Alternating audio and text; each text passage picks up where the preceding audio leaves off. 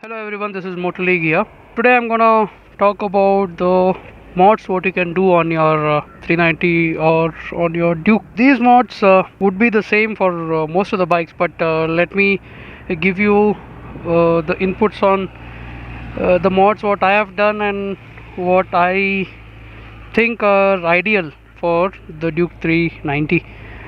Right.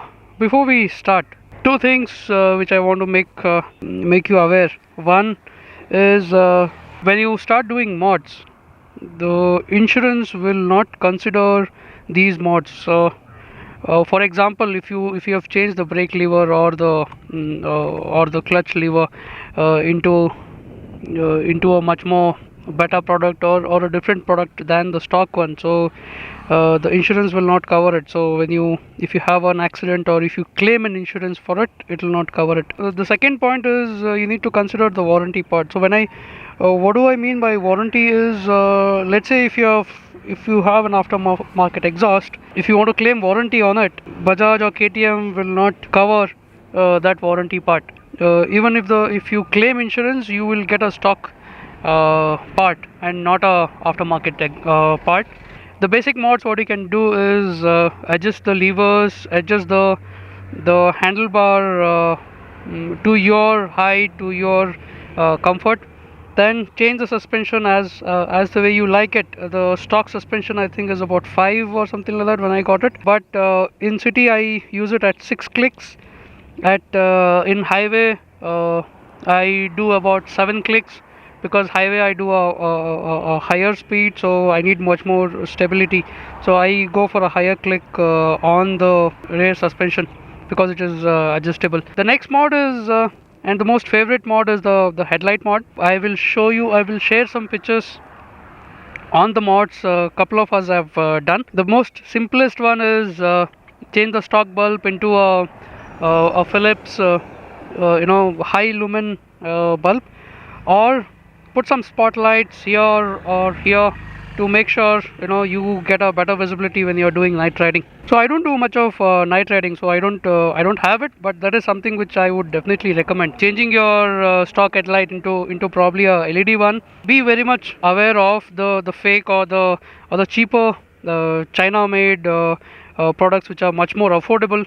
They will not, except for the aesthetic ones, they will not give you a good throw or good light. Tires. So what I use is front Metzeler's, and yeah, if you can see here, it is Michelin. So this is the first time I have gone into Michelin's. The earlier two tires were Metzeler's, but this gives a very good mixture of endurance and grip. So the front Metzlers give you a good grip. The rear Michelin's give you a longer life. The Metzlers, the rear lasts for about 15,000 kilometers, 14,000, 15,000 kilometers. The front one is about 20-25,000 kilometers. But if you go with this mix, probably you can change both your tires together. The third one is on the visual appeal. Change the way the bike looks, because there are plenty of Dukes in around, and the Duke 200 and the 300, except for the orange trellis frame and the orange wheels, there's nothing else to differentiate the bike. So get into a cosmetic mods, change the look of your bike, give your own signature to it. The fourth mod, the Powertronics ECU, that is something which I would highly recommend only once you have done the warranty period, because it tends to have its own demerits when service centers come to know that you have a aftermarket ECU, right? So once you do a Powertronic ECU, most of the time they tend to avoid giving you any warranty support. So before I come to the fifth one, what I would like to touch upon, the mods which I don't recommend. One is the windscreen.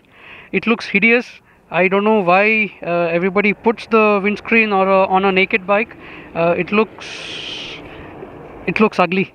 It looks outrightly ugly. The other mode which I don't recommend is the horn setup. It's too feeble or something like that. I don't use the horn much, but horn you can avoid. The seats is something which I thought of, but it's part of the character is what I can say. Once you get used to the seats, your bum starts adapting to it, or the seat starts adapting to your bum. Crash guards, right? So there are a lot of them who have gone for crash bobbins or something like that. Bear in mind, most of the bobbins, crash bobbins, the way it is mounted, it impacts your trellis frame. I think this is a much more safer option. It's about 110 rupees or 115 rupees. Once you have a fall, you need to replace it. Levers. I am not a big fan of levers, so I have not kept it as part of my list. The fifth or the last mod, what I would recommend is a complete setup. The exhaust, what you see in front of you.